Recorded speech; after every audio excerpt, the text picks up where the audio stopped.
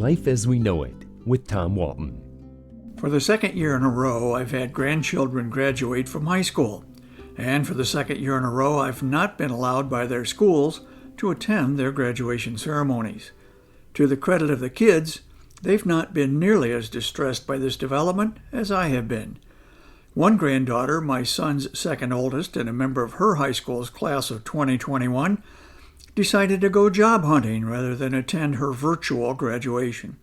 In-person attendance was not required of the graduates, and I'm sure she was not the only one to skip the festivities, such as they were. Her older sister did attend her own virtual commencement a year ago. So did her cousin in Alabama, my daughter's son. He has never been one to dwell on formalities. He's a bright kid, and he'd rather read a book than sit through a ceremony. While I applaud the independent thinking of my grandchildren and their decisions to just move on, I can't help wonder if the day will come in the future when they come to understand what they missed. Yes, it is true that when you were 17 or 18 years old and you were about to experience the freedom of young adulthood for the first time, the ceremonies that surround this rite of passage can seem unnecessary and even boring, especially if there are limits on just how many family members can attend. But I remember my own high school graduation and how much the pomp and circumstance meant to me. My family was all there, including my dad, an officer on a Great Lakes freighter who had to take vacation time in order to get off the ship during the peak of the busy shipping season. To have him there, alongside my mother and my 3 younger brothers, was an emotional experience. His attendance made it clear how proud he was of me, and it also made it clear how proud I was of him. That day remains among my most cherished memories. All of my grandchildren have expressed an interest in going on to college.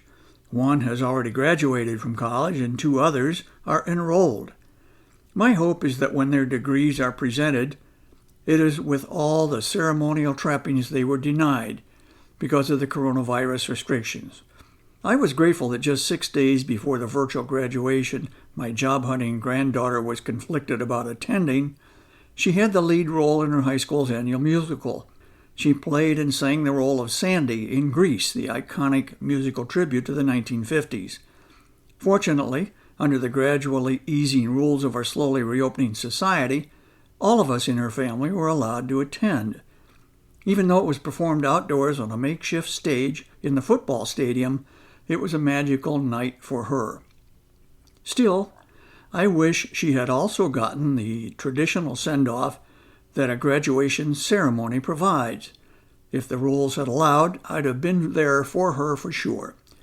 I believe there are events in our lives which value tradition and require ceremony. A christening, a graduation, a wedding, a funeral. The solemnity of all these occasions underscores the importance of the milestones in our life's adventure. And something is irretrievably lost if we are denied the rituals that set them apart. Life as We Know It is written and hosted by Tom Walton and is a production of WGTE Public Media. Life as We Know It with Tom Walton can be heard on WGTE FM 91 every Monday afternoon during All Things Considered at 5:44 p.m. Or hear past episodes at wgte.org/life.